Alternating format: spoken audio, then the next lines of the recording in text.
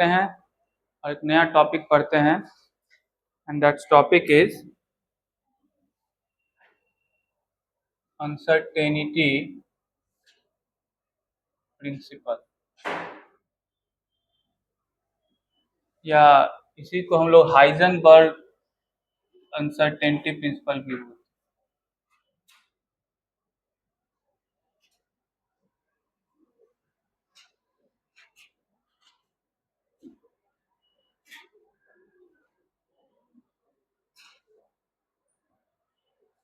इसी को Heisenberg uncertainty principle भी कहा जाता है। दोनों एक ही चीज है। देखिए ध्यान से, मैंने आपको बताया था कि जैसे जैसे क्वांटम मैकेनिक्स डेवलप होने लगे, नए नए थ्योरीज आपको आने लगे थे, और इस समय तक जब हाइजेनबर्ग ने ये प्रिंसिपल दिया, हाइजेनबर्ग भी बड़े नाम है क्वांटम मैकेनिक्स के फील्ड में, बहुत काम उनका भी। तो उन्होंने ये बताया कि जब हम इलेक्ट्रॉन जैसे सब एटॉमिक पार्टिकल्स को देखते हैं, इलेक्ट्रॉन बहुत छोटा पार्टिकल है, मूविंग विथ हाई वेलोसिटी, तो अगर आप साइमल्टेनियसली, ध्यान से सुनिएगा, साइमल्टेनियसली उसका पोजीशन और मोमेंटम जानना चाहते हैं, तो आप एक्यूरेसी के साथ नहीं कह सकते हैं, सर्टेनिटी के साथ नहीं कह सकते हैं कि यही उसका पोजीशन होगा और मोमेंटम होगा।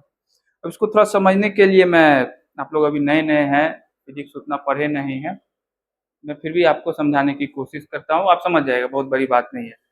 हाँ, जो बोलूँगा उस पर बिलीव करना होगा, जो बोलूँगा समझ में ना भी आए तो क्या करना होगा, क्योंकि आपके लिए बहुत सारी चीज़ें नई नहीं, ये चैप्टर नया है, बहुत नया है, बहुत सारी चीज़ें हैं इसमें, आपको थोड़ी बिलीव करनी पड़ेगी।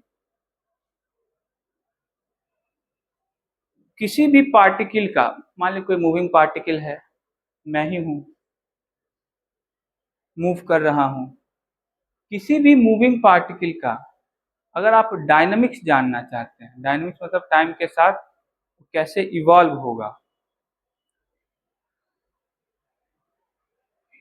तो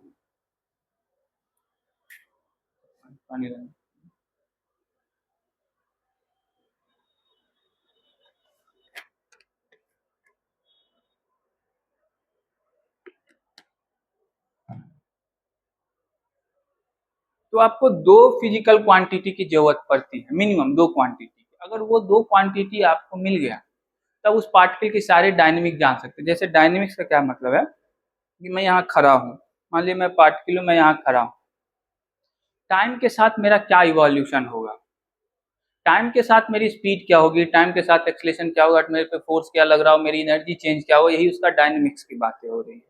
डायनेमिक्स का मतलब समझ गए, टाइम के साथ मैं एक पार्टिकल हूँ, तो टाइम के साथ मेरा वेलोसिटी कैसे चेंज होगा, एक्सलेशन कैसे चेंज होगा, एनर्जी कैसे इवॉल्व होगा, कौन सा फोर्स लग सकता है, इन सब की बातें हम कहाँ करते हैं, तो उसको हम लोग डायनेमिक्स बोलते हैं। अगर किसी मूविंग पार्टिकल का या किसी भी पार्टिकल का डायनेमिक्स जानना हो, दो मैंने आपको बताया था, एक ब्रांच होता है क्लासिकल मैकेनिक्स, एक होता है क्वांटम मैकेनिक्स। क्लासिकल मैकेनिक्स में अगर आपको दो किसी भी पार्टिकल का डायनेमिक जानना हो, तो दो चीजें आपको जान लेंगे तो हो जाएगा। एक है उसका पोजीशन, इनिशियल पोजीशन क्या है, दूसरा उसका मोमेंट। ऐसा नहीं कि सिर्फ इन्हीं दोनों से आप डायनेमिक जान सकते हैं, कोई भी दो चीजें से एनर्जी पता चल जाए, टाइम पता चल जाए, उससे भी डायनेमिक्स पता चल जाता है। लेकिन अगर आपको बेसिक क्वांटिटी जैसे पोजीशन पता चल गया और मोमेंटम पता चल गया, तो आप आसानी से बता सकते हैं कि पार्टिकल का डायनेमिक्स मतलब पार्टिकल कहाँ होगा, किस फॉर्म में होगा, उसकी एनर्जी कितनी होगी, ये सारी बातें आप बता सकते हैं। कौन से दो क्वांटिटी पता रही, तो पोजीशन और मोमेंटम, लेकिन पोजीशन और मोमेंटम दोनों एक साथ पता होना चाहिए। और क्लासिकल वर्ल्ड में, इस वर्ल्ड में ये पता होना बहुत बड़ी बात नहीं है। जैसे मैं यहाँ खड़ा हूँ, मेरा एक पोजीशन है, मैं चल रहा हूँ, पोजीशन चेंज हो रहा है, मोमेंटम होगा मेरे में, तो ये दोनों बातें इस वर्ल्ड में ऑब्जेक्ट के लिए जानना बहुत बड़ी बात नहीं है। और इन दो क्वांटिटी को पता करके आप बता सकते हैं कि उसका डायनेमिक्स का मतलब सभी लोग समझ गए, उसका डायनेमिक्स कैसे चेंज होगा। और डायनेमिक्स जानना,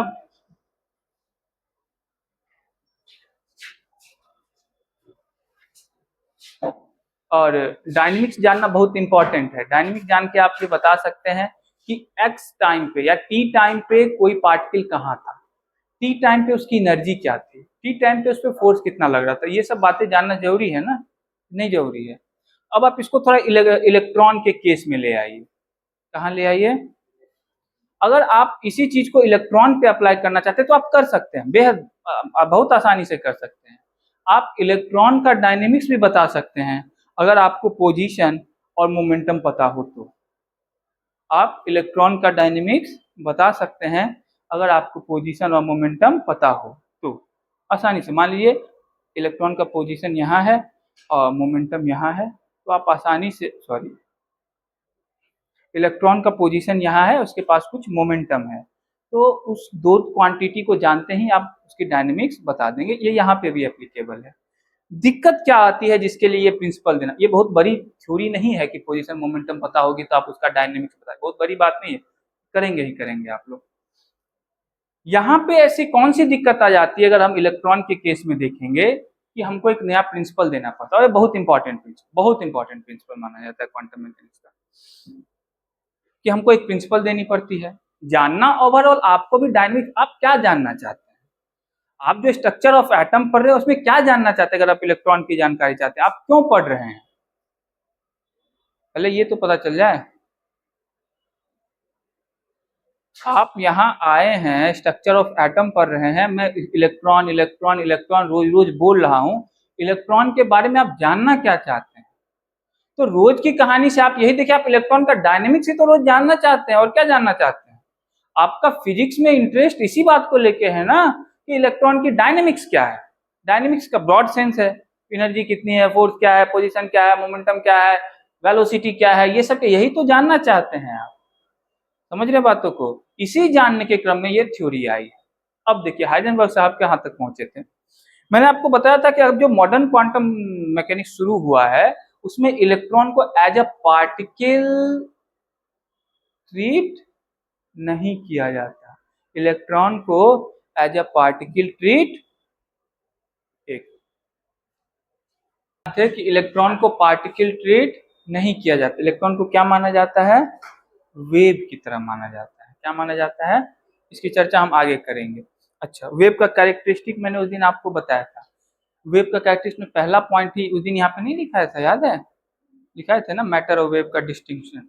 तो मैंने आपको बताया था कि वेव का कोई एक लोकलाइज्ड पोजीशन नहीं हो सकता। वेव का सेंस ही आता है कि अनलोकलाइज्ड, सॉरी डीलोकलाइज्ड। वेव आप, मैं बोलूंगा वेव, आपको एक सेंस आता है ना।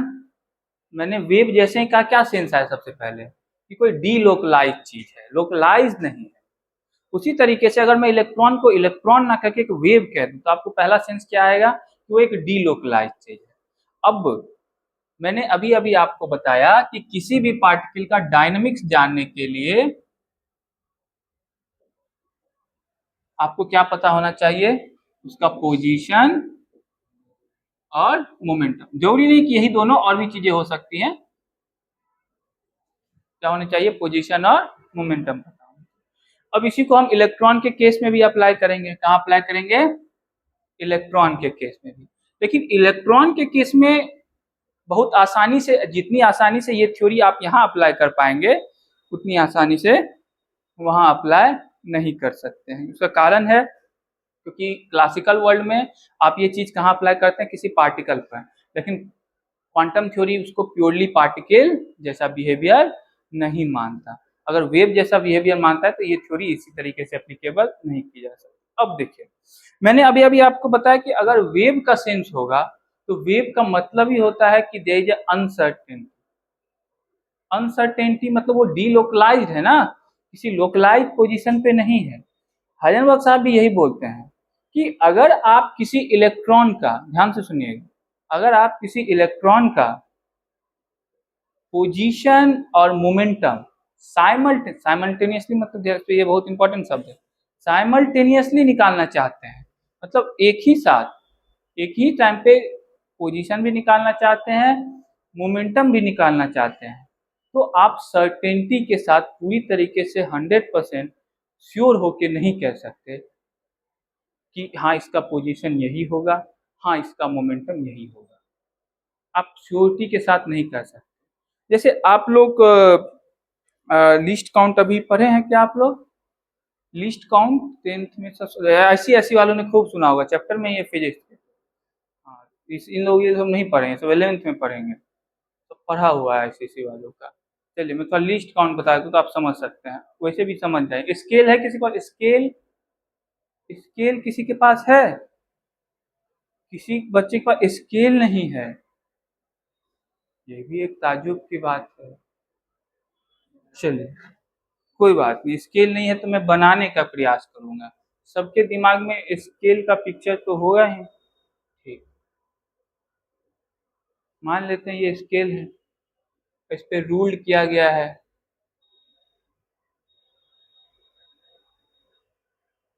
ये 1 सेंटीमीटर का रूलिंग, क्या है ये? समझ रहे बातों को? अगर मैं आपसे इस स्केल के थ्रू कहूं कि एक डिस्टेंस मेजर कीजिए 1.25 सेंटीमीटर का, आप कर लेंगे? कर लेंगे, कर लेंगे अनुमान के थ्रू, क्योंकि उसका जो लीस्ट काउंट है वो 1 सेंटीमीटर है। अगर आप उससे कम मेजर करने जाइएगा तो आपको एक्यूरेसी आप कर सकते हैं अनुमान के थ्रू, ठीक है। आप यहाँ जाएंगे, बोलेंगे दिस इज द 1.25, ऐसा कह दीजिएगा आप, लेकिन कैसे? अनुमान के थ्रू। अब अनुमान में और रियलिटी में क्या होता है थोड़ा समझ लीजिए।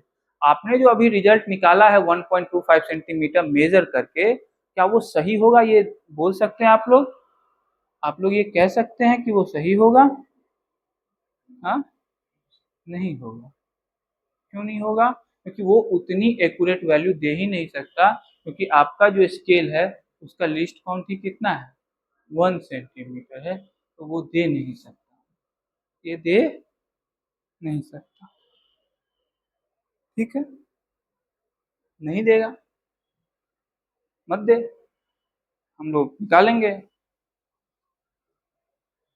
तो आपके पास समस्या आ गई कि अनसर्टेनिटी आ चुकी है। अनसर्टेनिटी का मीनिंग आप लोग समझते हैं कि नहीं? जो सर्टेन, जैसे आपके जीवन, देयर इज अनसर्टेनिटी, क्षण भर में आप उस वर्ल्ड में होते हैं और क्षण भर में आप जमीन के अंदर चले जाते हैं। अनसर्टेनिटी है ना, बहुत अनसर्टेनिटी है।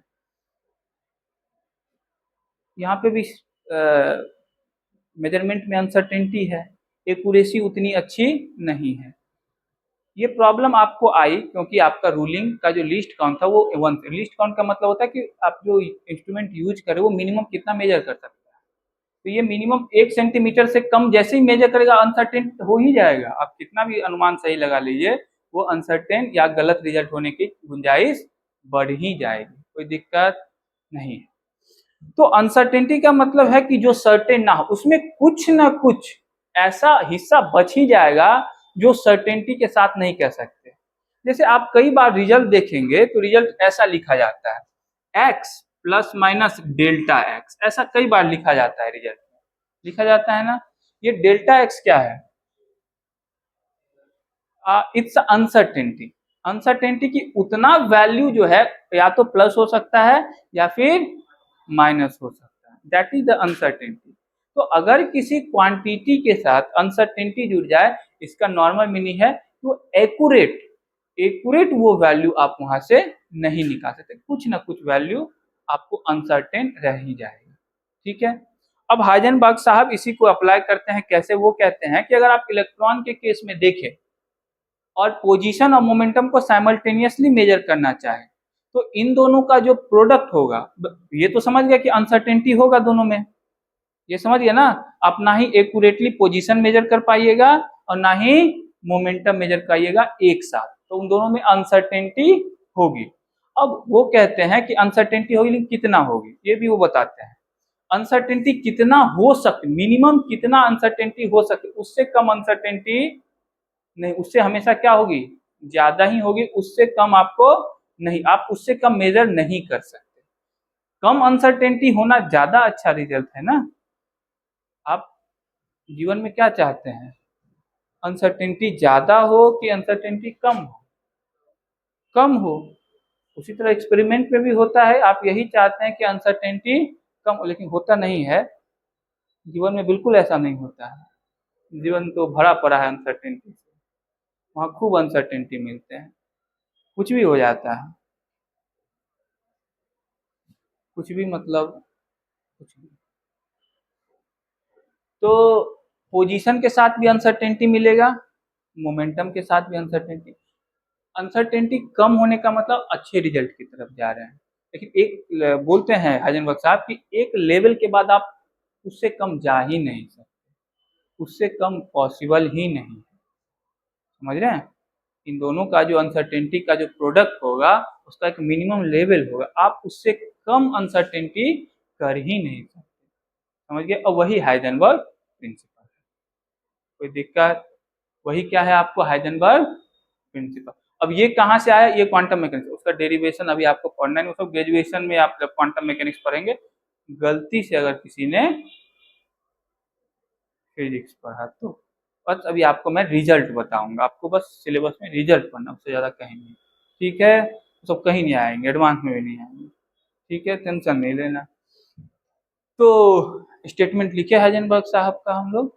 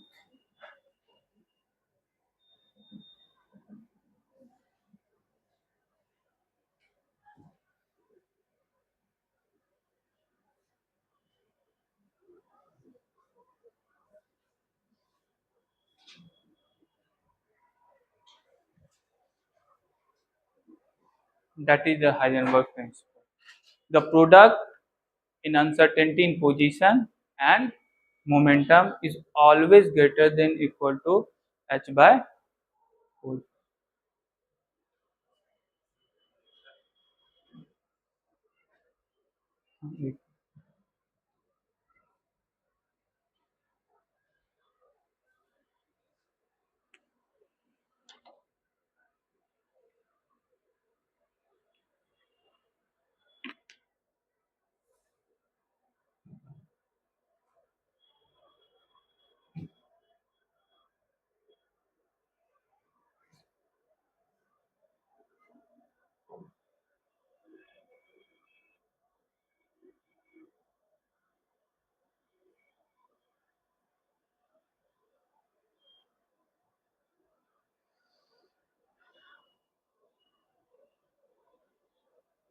एक मिनट रुक जाओगे।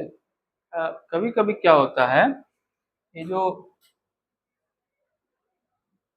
h बाय 2 पाई को h क्रॉस लिखते हैं, ठीक है, h बाय 2 पाई को h क्रॉस, तो कभी कभी इस सिंबल में भी लिख सकता है, तो उस केस में delta x delta p greater than equal to h cross by 2,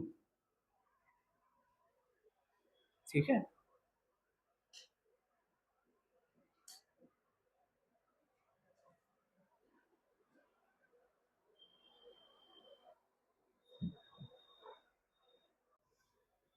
अब देखिए, मैंने आपको ये साइन लिखा है ग्रेटर देन इक्वल टू, इसका मतलब है कि आप जब भी मेजर करेंगे उसकी वैल्यू ग्रेटर देन, अच्छा h खुद में ही बहुत छोटा वैल्यू आप लोग जानते ही हैं, 10 टू द पावर -34, तो भले ही अनसर्टेनिटी बहुत छोटा है, लेकिन है, अनसर्टेनिटी बहुत छोटा है, उससे कम आप मेजर नहीं कर पाएंगे दोनों का।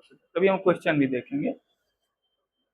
ठीक है, कई बार कहते हैं कि ठीक है ऐसा करते हैं कि मैं क्यों नहीं मेजर कर सकते। अब इस प्रिंसिपल पे, इस फॉर्मूला पे आपको, मैंने आपको बताया था कि आपको बिलीव करना पड़ेगा।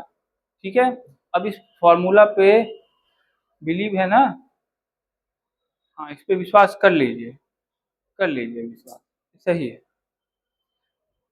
हाँ, मानता हूँ विश्वास करना मुश्किल काम है, लेकिन कर लीजिए।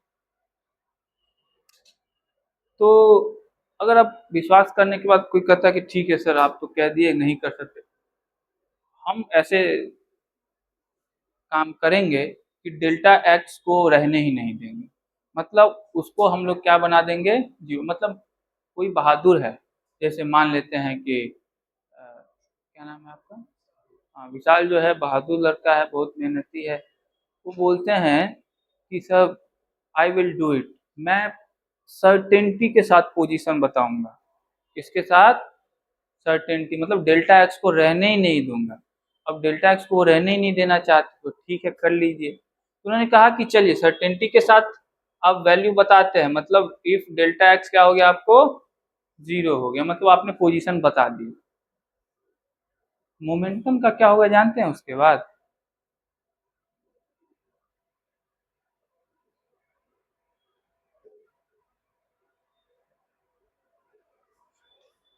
क्या हो गया, ये क्या हो गया, ये बहुत बेकार चीज हो गया, जो पॉसिबल नहीं है। क्या नहीं है, ये पॉसिबल नहीं है। क्या हुआ इसका वैल्यू, इन्फिनिटी हो गया। इसकी वैल्यू कितनी हो गई, तो delta p greater than equal to infinity. अब बताइए, आपने पोजीशन तो कर लिया, लेकिन मोमेंटम क्या हो गया, मोमेंटम में अनसर्टेनिटी कितनी आ गई, इनफाइनाइट। इनफाइनाइट अनसर्टेनिटी का मतलब समझते हैं क्या, अनसर्टेनिटी ही अनसर्टेनिटी, नहीं जी सकती इतनी अनसर्टेनिटी के साथ। अरे लाइफ में अनसर्टेनिटी अनसर्टेनिटी, हर सेकेंड अनसर्टेनिटी तो जी जाओगे, तो इतनी इनफाइनाइट अनसर्टेनिटी मोमेंटम के साथ होगी तो कैसे काम चलेगा, काम चलेगा। इतनी अनसर्टेनिटी के साथ आप डायनेमिक्स नहीं बता सकते। इनफाइनाइट अनसर्टेनिटी आ गया, इसका मतलब है कि आप पोजीशन या मोमेंटम दोनों में से कोई जीरो नहीं हो सकता। मतलब आप इलेक्ट्रॉन को ऐसा नहीं कह सकते कि, ऐसे मान लीजिए कि ये एटम है, ये क्या है, हाँ नहीं आज से मैं इसको भी एटम ही कहूंगा। ठीक है, ये इलेक्ट्रॉन हो गया, तो आप ये नहीं कह सकते इलेक्ट्रॉन यहाँ है, यहाँ है, यहाँ ना, नहीं कह सकते। क्यों, क्योंकि जैसे ही आपने इलेक्ट्रॉन का पोजीशन फिक्स किया, ये क्या हो गया, infinite. Momentum uncertainty infinite possible. अब आप ही बोलिए, अनसर्टेनिटी इनफाइनाइट हो जाएगा, ये पॉसिबल है, अरे है, कैसे जियोगे, नहीं जी पाओगे। ये बात समझ गए सभी लोग, तो डेल्टा पी और डेल्टा एक्स कोई जीरो नहीं हो। ये बात भी देख लिया आप लोगों ने, इसको लिख लीजिए तो,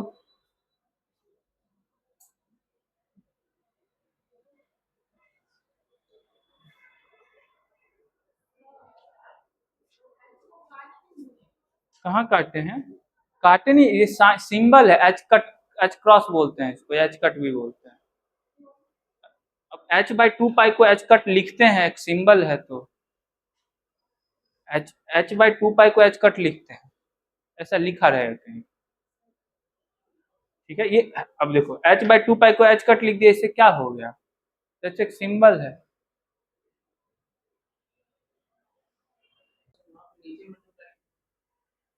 क्या, जीरो हुआ,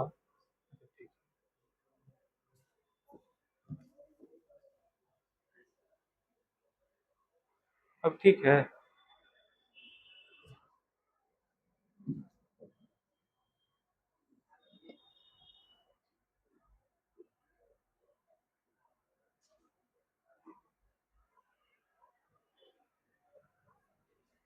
ठीक है ना अब?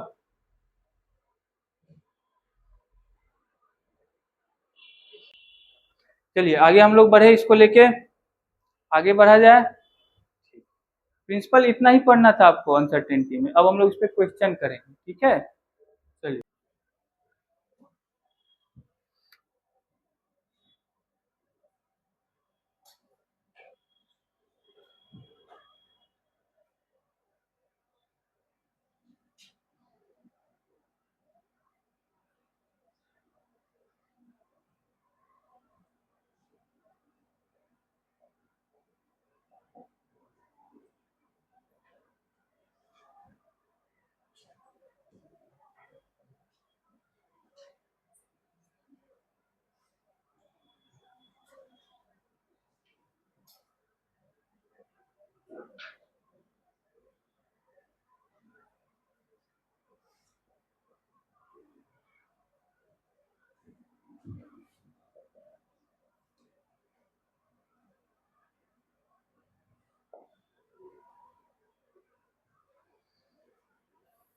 किसी ने मॉड्यूल भी लाया है क्या?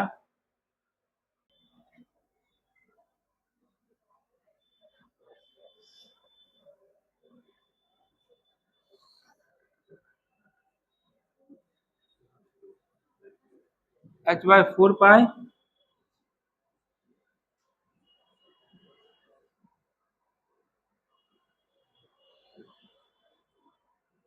ये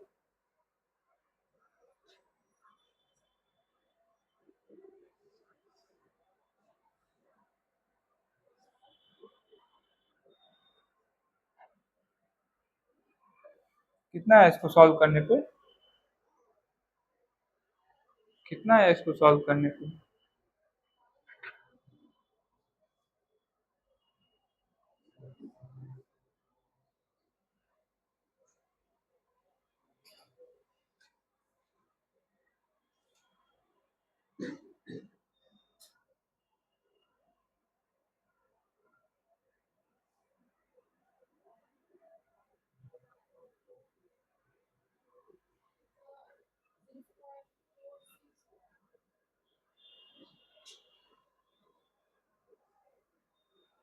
हाँ, 6.26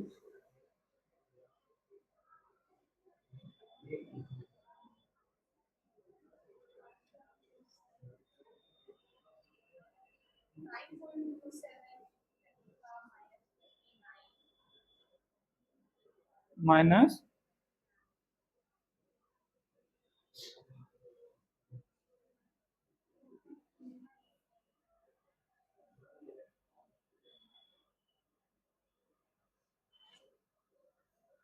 ये होगी इसके मोमेंटम में अनसर्टेनिटी। ये सबसे बन गया होगा, बहुत आसान सा क्वेश्चन।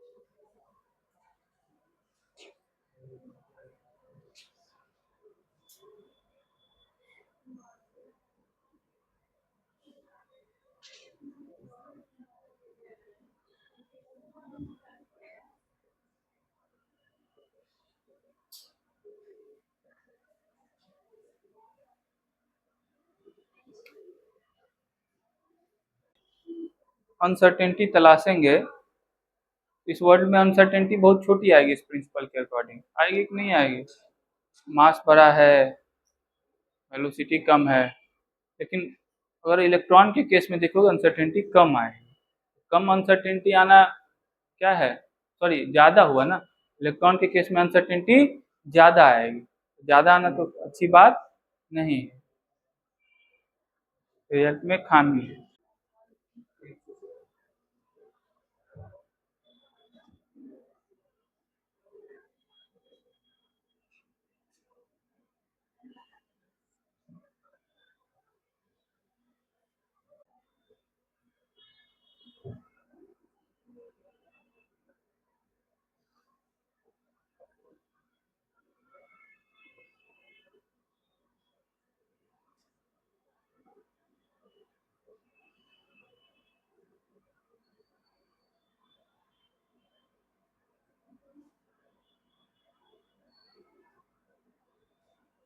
मोमेंटम इक्वल टू क्या होता है, मास इनटू वेलोसिटी। देखिए, मैं जिस मास की बात कर रहा हूँ, मास में अनसर्टेनिटी का सवाल इलेक्ट्रॉन के केस में पैदा होगा ही नहीं। मास में चेंज होने का सवाल नहीं है। रिलेटिविस्टिक केस होता तो कुछ हो सकता था, यहाँ तो होने की कोई बात नहीं। मास चेंज तो करेगा नहीं, मास के मेजरमेंट में अनसर्टेनिटी आपको मिलेगी नहीं। अनसर्टेनिटी मोमेंटम में होता है किसकी वजह से, मास की वजह से नहीं, किसकी वजह से, वेलोसिटी के। वेलोसिटी मेजर करने में आप अनसर्टेन है, मास मेजर करने में नहीं। तो मास को बाहर आप क्या कर सकते हैं, रख सकते हैं। तो ये इस तरीके का एक्सप्रेशन बन जाता है ना। तो अब आप चाहते हैं डेल्टा भी,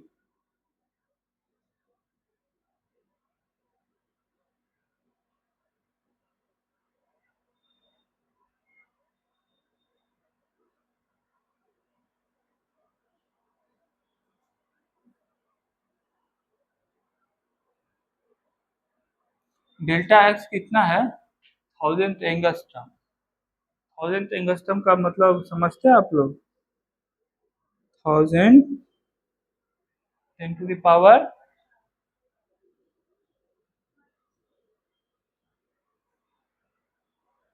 मास,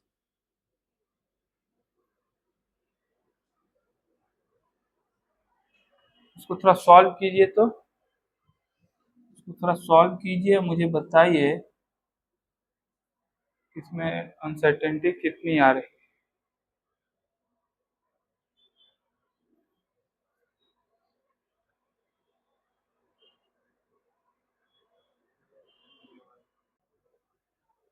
इसको जब आप सॉल्व करेंगे तो अनसर्टेनिटी आएगी, देख लीजिए, 5.79 10⁻⁻² मीटर पर सेकेंड। 10⁻⁻² मीटर पर सेकेंड बहुत छोटा रिजल्ट नहीं है, बहुत बड़ा अनसर्टेनिटी है। नहीं जी, 10⁻⁻² छोटा अनसर्टेनिटी नहीं है। मैं इलेक्ट्रॉन की बातें कर रहा हूँ, अपनी बात नहीं कर रहा हूँ। इसकी बात, इलेक्ट्रॉन के केस में ये वैल्यू बहुत बड़ी है, बहुत तगड़ा अनसर्टेनिटी हो गया ना। 10⁻² आना छोटी बात नहीं है, बहुत अच्छा अनसर्टेनिटी हो गया। ये नहीं हुआ, बहुत बड़ा वैल्यू है अनसर्टेनिटी, ये बड़ा वैल्यू है ना। फील नहीं हो रहा है ना, फील करो। कब करोगे, तो दुनिया बर्बाद हो जाएगी तब। तुम इलेक्ट्रॉन को फील करो और इलेक्ट्रॉन के बारे में सोचो, जिसका मास इतना छोटा है, जिसका पोजीशन में अनसर्टेनिटी इतनी 1000 एंगस्ट्रम के बराबर है, उसकी वेलोसिटी में अनसर्टेनिटी ऑब्वियस सी बात है क्या होगी, बड़ी होगी ना। ये बड़ी 10⁻² मीटर पर सेकंड बड़ी अनसर्टेनिटी है। समझ रहे बातों को, ठीक, लिख लीजिए।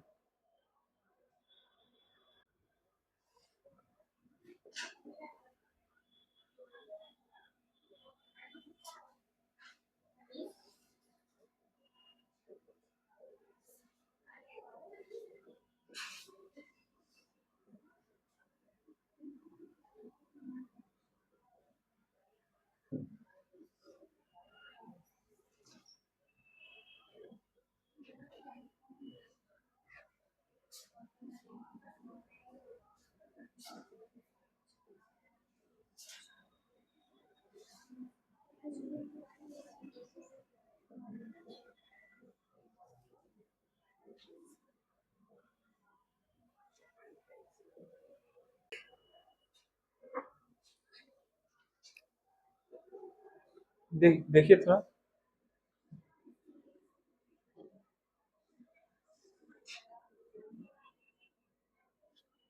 यही कह रहा है ना, अनसर्टेनिटी बड़ा। हाइजेनबर्ग साहब क्या कहते हैं, delta x, delta P, h/4 तो ये दोनों बराबर है, तो ऐसा लिख सकता हूँ डेल्टा पी किसी ने बना भी लिया होगा ना, किसी ने नहीं बनाया, कहाँ है, इनको वैल्यू कहाँ से आ गई, अच्छा वैल्यू भी आ गई। वैल्यू आ गए 2 पॉइंट।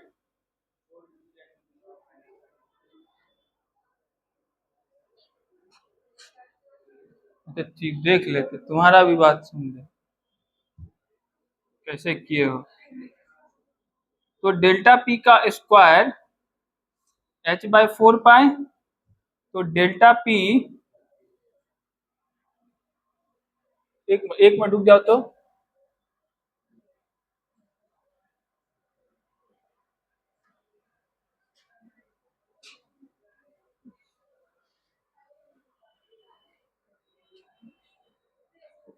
क्वेश्चन ये कर लेना, सही नहीं लग रहा था।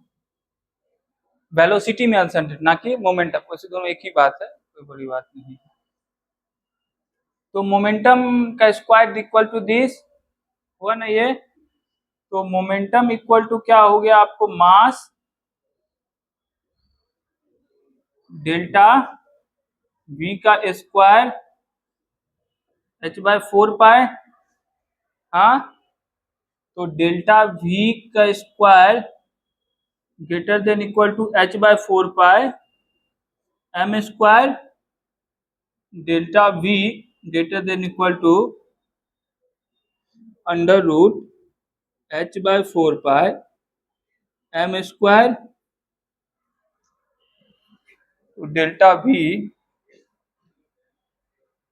देखिए तो इधर से 4m² बाहर ला सकते हैं ना, हो जाएगा 2m अंडर रूट h/पाई।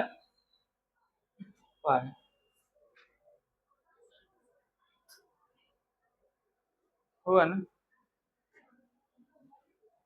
समझ गए बातों को। ये क्वेश्चन 2-3 बार आया, 1-2 बार तो आया ही है नीट में। हाँ नीट में वही एग्जाम जो अब संदेह के घेरे में है, इस पे विश्वास कम है।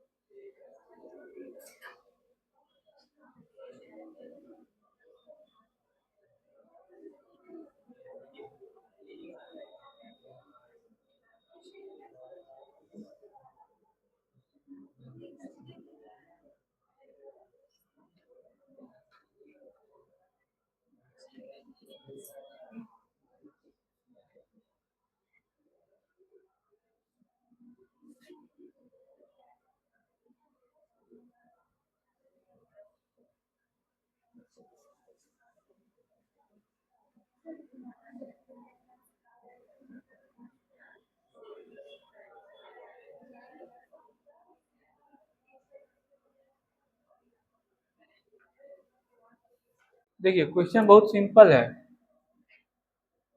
टेनिस बॉल है, 10 ग्राम उसका मास है, उसका स्पीड 100 मीटर पर सेकेंड है। कितना है, लेकिन इसमें कह रहा है कि आपको एक्यूरेसी 10% ही है। क्या है, एक्यूरेसी कितनी है, तो इसका क्या कीजिए, आप सबसे पहले एक्यूरेसी फाइंड कर लीजिए। एक्यूरेसी फाइंड कर लीजिए कितना होगा, तो कुछ करना नहीं है, वोल्ट इसके वेलोसिटी का क्या कीजिए, 10% फाइंड कर लीजिए। कितना हो गया, 10 मीटर पर सेकेंड।